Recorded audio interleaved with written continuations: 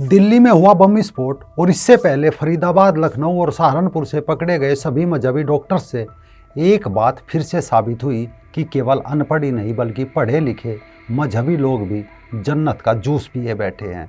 अल फलाह University से पकड़े गए लोगों से साफ है कि यूनिवर्सिटी हो या मदरसा, बिल्डिंग में बनावट का अंतर हो सकता है, सोच में अंतर नहीं होता। फरीदाबाद की अल फलाह यूनिवर्सिटी से जुड़े doctor Adil Ahmed, doctor Muzammil, doctor Shaheen की गिरफ्तारी हो चुकी है, जबकि उनका चौथा साथी डॉक्टर उमर मोहम्मद, जिसे लाल किला बम ब्लास्ट का संदिग्ध हमलावर माना जा रहा है, वो अभी फरार है। आतंकी डॉक्टरों के मॉड्यूल में डॉक्टर सज्जाद की भी गिरफ्तारी हो चुकी है। इसके अलावा अल फलाह यूनिवर्सिटी की लैब के 4 कर्मी भी हिरासत में लिए जा चुके हैं। इसके अतिरिक्त अगर देखें तो जम्मू कश्मीर पुलिस ने दिल्ली बम ब्लास्ट के संदिग्ध हमलावर डॉक्टर उमर नबी के दोस्त डॉक्टर जहूर को भी हिरासत में लिया। इससे डॉक्टरों के आतंकी मॉड्यूल की कड़ी में एक और नाम जुड़ गया। साथ ही जुड़ गए वो सवाल भी जो हमेशा मजहब वालों की बी टीम लेकर बैठी होती है। आरफा ने एक्स पर पोस्ट किया, बस जरा सा हल्का सा दुख जताया। साइमा ने एक बस रीपोस्ट किया जिसमें कुछ मुस्लिम इस हमले में रो रहे हैं और कुछ दिन बाद वकीलों नेताओं की फौज इनकी सामने आएगी, यानी सी टीम जो साबित करेगी कि पकड़े गए सभी लोग बेगुनाह हैं। ये इस्लामाफोबिया है, देश में नफरत फैलाई जा रही है और अल्पसंख्यक सुरक्षित नहीं है। नमस्कार दोस्तों, मैं राजीव चौधरी। कहते हैं इस्लाम शांति का मजहब है, तो क्यों नहीं इस्लाम को मानने वाले ऐसी घटना पर इसके विरोध में खड़े होते। इसके उलट वे इस्लामवादी बचाव का कार्ड लेकर आते हैं, कहते हैं आतंकवाद का कोई धर्म नहीं होता। ये सच भी है कि आतंकवाद का कोई धर्म नहीं होता, आतंकवाद का मजहब होता है। 11 सितंबर की घटना के ग्रुप लीडर मोहम्मद अट्टा, जिसने अमेरिका में हमला किया था, विमान पर चढ़ते समय अपने सूटकेस में कुरान साथ लेकर चढ़ा था। अपने जिहादी साथियों को जारी किए गए 5 पेज के निर्देश में भी उसने कहा था कि इबादत करे, अल्लाह से दिशा निर्देश मांगे और कुरान का उच्चारण करते रहे। ओसामा बिन लादेन भी अक्सर अपने अनुयायियों को समझाने के लिए, प्रेरित करने के लिए कुरान का ही उदाहरण देता था। एक समय पाकिस्तानी राष्ट्रपति परवेज मुशर्रफ की हत्या का प्रयास करने वाले फिदायीन ने खुद को उड़ाने से पहले कुरान का अध्ययन किया था। हमास के आतंकवादी वीडियो टेप अक्सर कुरान को दिखाते रहते हैं। दिल्ली में यह घटना पहली बार नहीं हुई। इतिहास में झांकिए तो आपको पता चल जाएगा कि आसमानी किताब का जादू पुराना है। बिल्कुल वही इतिहास आज फिर दोहराया जा रहा है जो आज से 20 साल पहले दोहराया गया था। दिल्ली के पहाड़गंज का नेहरू मार्केट, एक जगह 6 टूटी चौक। 29 अक्टूबर साल 2005 को लोग धनतेरस की खरीदारी में जुटे थे। बाजार खचाखच भरा हुआ था। शाम को 5:38 पर एक ज्वेलरी शॉप के पास एक बम ब्लास्ट हुआ। धमाका इतना ज़बरदस्त था कि आसपास खड़े लोगों के चिथड़े उड़ गए, दुकानें भरा गई, दीवारें टूट गई, कुछ लोग तो हवा में उड़ गए, जमीन पर टुकड़ों में बटा उनका शरीर मिला। 17 लोग मारे गए। जब पहाड़गंज बाजार जल रहा था तभी दिल्ली परिवहन निगम की एक बस कालकाजी मंदिर के पास पहुंची। एक शख्स बस में अपना बैग छोड़कर उतरा। बगल में बैठा पैसेंजर जोर से चिल्लाया, देखो एक आदमी अपना बैग छोड़कर भाग गया। बस में सवार लोगों को पहाड़गंज धमाके की खबर मिल चुकी थी। ड्राइवर कुलदीप सिंह और कंडक्टर बुध प्रकाश भांप गए कि बैग में कुछ गड़बड़ चीज़ हो सकती है। वे फौरन बस को गोविंदपुरी में कम भीड़ वाली जगह पर ले गए। जल्दी बस से 70 पैसेंजरों को उतारा गया। इसके बाद ड्राइवर ने बैग खोला तो उसमें से कुछ तार जैसा दिखाई दिया। उसने बैग को बाहर फेंक दिया। बैग हवा में ही ब्लास्ट हो गया। आसपास खड़े करीब आधा दर्जन लोग जख्मी हो गए।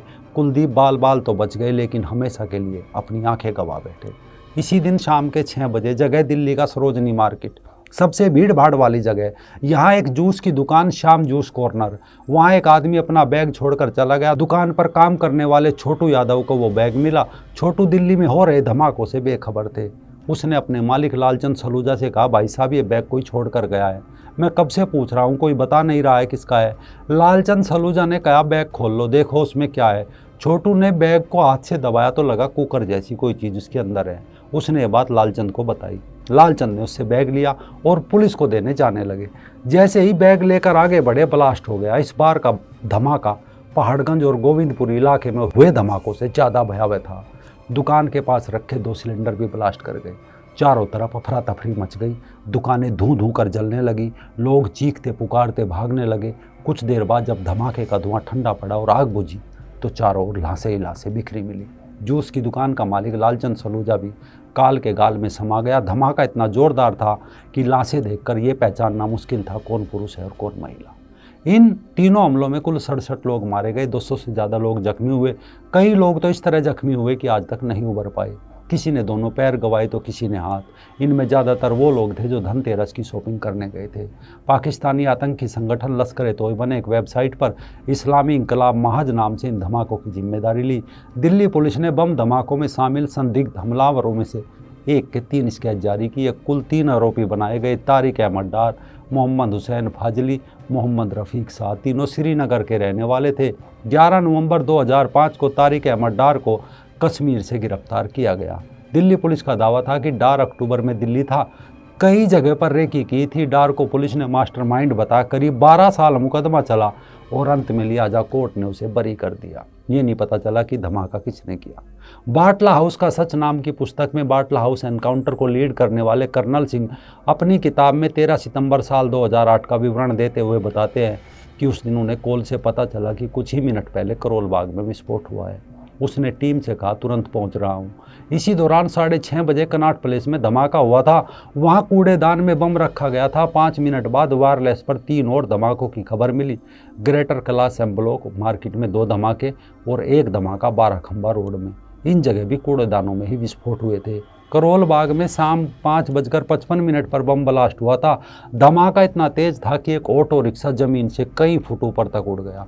उस ऑटो के परखच्चे उड़ गए। पूरी सड़क पर खून बिखरा हुआ था। अगले दिन खबर मिली कि 12 खंबा रोड पर गुब्बारे बेचने वाले राहुल नाम के 11 साल के लड़के ने 2 लोगों को ऑटो रिक्शा से उतरते हुए देखा था। राहुल ने बताया था उनमें से एक ने पास के कूड़ेदान में प्लास्टिक का थैला फेंका था। एक की लंबी दाढ़ी थी और वो काले रंग का कुर्ता पायजामा पहने हुआ था। दूसरे ने कमीज और पतलून पहन रखी थी।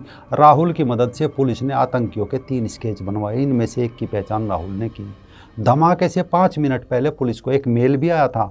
धमाके की धमकी वाले ईमेल का IP एड्रेस खंगाला तो पता चला कि पूर्वी दिल्ली के एक साइबर कैफे से मेल भेजा गया है। पुलिस की जांच में ये पता चला कि हमला करने वालों ने जिस सिम का इस्तेमाल किया उसका लोकेशन जामिया नगर का बाटला हाउस इलाका था। 19 सितंबर साल 2013 सुबह दिल्ली पुलिस को पता चला कि बाटला हाउस के L18 बिल्डिंग के फ्लैट नंबर 108 में कुछ संदिग्ध है। पुलिस को यह भी पता चला कि इन लोगों ने हाल ही में प्रीपेड से पोस्टपेड में कनेक्शन करवाया है, जिसका वेरिफिकेशन करना भी बाकी था। पुलिस ने तय किया उनका एक आदमी सेल्समैन बनकर इनके पास जाएगा। वेरिफिकेशन के बहाने बाटला house Jamia Millia Islamia metro station से 10 मिनट की दूरी पर है। बाटला हाउस चौक उतरने पर पास ही में खलीलुल्लाह मस्जिद है। इसके पीछे करीब 50 कदम चलने पर वो गली जिसमें L18 बिल्डिंग है। 4 मंजिला L18 बिल्डिंग के दोनों तरफ भी इतनी ही ऊंची ऊंची बिल्डिंगें बनी हुई है। पुलिस ने 2 टीम बनाई। पहली टीम को इंस्पेक्टर मोहन चंद शर्मा लीड कर रहे थे। उनके साथ 18 पुलिसकर्मी थे। दूसरी थी बैकअप टीम जिसे संजीव यादव DCP संजीव यादव लीड कर रहे थे। 19 सितंबर की सुबह 11 बजे दिल्ली पुलिस ने कार्रवाई शुरू की। इंस्पेक्टर मोहन शर्मा की टीम में SI धर्मेंद्र सेल्समैन बनकर ऊपर गया। उस कमरे का दरवाज़ा थोड़ा सा खुला हुआ था। 4-5 लड़के फ्लैट के अंदर थे। जो लड़का गेट पर आया उसने धर्मेंद्र से बदतमीजी की। धर्मेंद्र ने आकर DCP संजीव यादव को बताया कि 4थे फ्लोर पर फ्लैट का दरवाज़ा L शेप में और अंदर 4-5 लोग हैं। इसके बाद पुलिस फिर उस फ्लैट में पहुंची। सामने वाला दरवाज़ा बंद था। टीम ने आवाज़ दी लेकिन दरवाज़ा नहीं खोला। इंस्पेक्टर मोहन चंद शर्मा ने लेफ्ट साइड वाले दरवाजे को धक्का दिया। धक्का देते ही दरवाज़ा खुल गया और जैसे ही पुलिस अंदर घुसी उधर से फायरिंग होने लगी। इंस्पेक्टर शर्मा और हेड कांस्टेबल बलवंत को गोली लगी। फ़ौरन बैकअप टीम उन्हें अस्पताल ले गई। इसके बाद बैकअप टीम में संजीव यादव और उनके साथियों ने मोर्चा संभाल लिया। पुलिस की फायरिंग में 2 मजहबी आतंकी मारे गए जबकि 2 भाग निकले। एक ने खुद को वॉशरूम में बंद कर लिया था, वो बाद में जिंदा पकड़ा गया। उसी दिन शाम को इंस्पेक्टर मोहन शर्मा की मौत हो गई। मारे गए आरोपी आतिफ अमीन मोहम्मद साजिद थे। जिंदा पकड़े गए लड़के का नाम मोहम्मद सैफ था। उसकी मदद से पुलिस ने उन 2 लड़कों को भी गिरफ्तार कर लिया जो भागे थे। उनके नाम थे आरिफ खान और शहजाद अहमद खान। फिर शुरू हुआ एक खेल जो आज भी हो रहा है। B टीम एक्टिवेट हो गई। बाटला हाउस एनकाउंटर को फर्जी बताया जाने लगा। कोर्ट में न्यायिक जांच की मांग होने लगी लेकिन वो तो भला हो कोर्ट का कि ऐसी जांच कराने से इनकार कर दिया। साल 2021 में दिल्ली में के साकेत कोर्ट ने आरिफ को सजाए मौत और शहजाद को उम्र कैद की सज़ा सुनाई। आज दिल्ली एक बार फिर उसी मोड़ पर आकर खड़ी हो गई। जहां वही दर्द और दहशत है, लेकिन साथ ही वही इस्लामोफोबिया का कारण है। एक बार फिर कुछ दिन बाद साबित किया जाएगा कि सभी पकड़े गए डॉक्टर तो मासूम हैं और जो घटना में मारे गए उन लोगों का उनका अपना भाग्य था।